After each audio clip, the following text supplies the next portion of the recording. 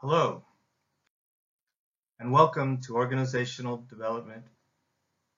Today we will be conducting a brief overview of process-level interventions, specifically benchmarking, often paired with the term best practices as an organizational development intervention. According to McLean 2006, benchmarking is a process used to determine how well an organization is doing to establish a level of performance. Benchmarking is conducted by comparing one's organization's result to another or with a set of companies. Organizations have industry groups that gather widespread data anonymously from other companies that assist in the benchmarking process.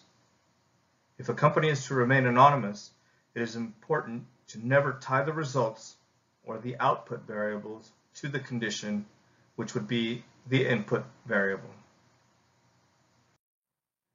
During and while executing the data collection plan, one strategy is to create a spreadsheet or table and annotate, compare, and analyze the hundreds of pieces of information that will be collected. Down one side are the benchmarks, or what you are comparing, and across the top are columns, several for each of the analyzed organizations. The following data should be chronicled.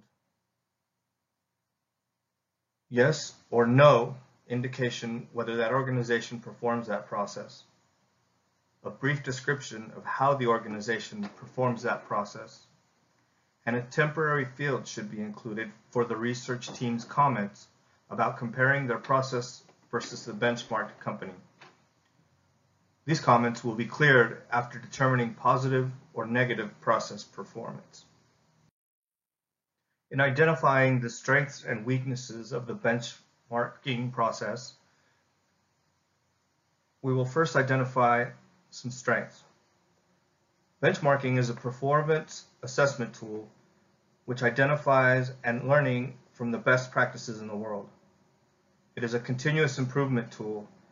Companies that faithfully use benchmarking marketing strategies achieve a cost savings of 30 to 40% or more.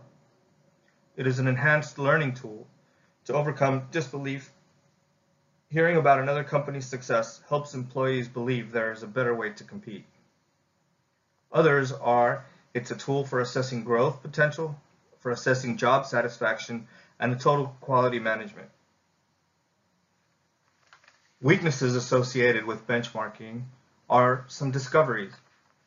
Discoveries made on how much better or worse your organization is doing, but it may not discover how it is taking place. Defining outcomes, getting business-oriented units to reflect on administrative outcomes requires several rounds of training. Adapting, benchmarking processes for use in multiple institutions is complex. Implementation, using the data to make positive change is difficult and it must be continuously monitored. Applying the benchmarking process is done in stages. In stage 1, the organization considers what it expects at the end of the benchmarking process.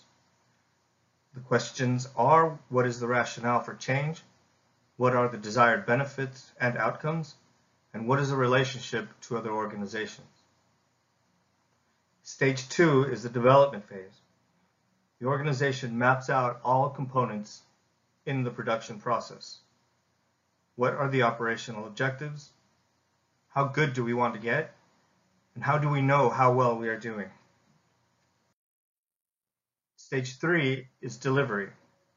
Controlling the timeliness, the budgets, and the standards. Seeking feedback to monitor effectiveness, and communicating internally and externally.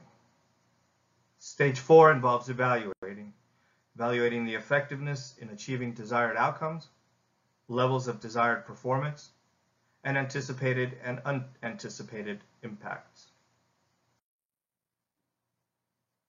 In conclusion, benchmarking is a highly useful tool to compare a company's processes to other companies and determine best practices for application and implementation in the expansion, improvement, and development of organizations.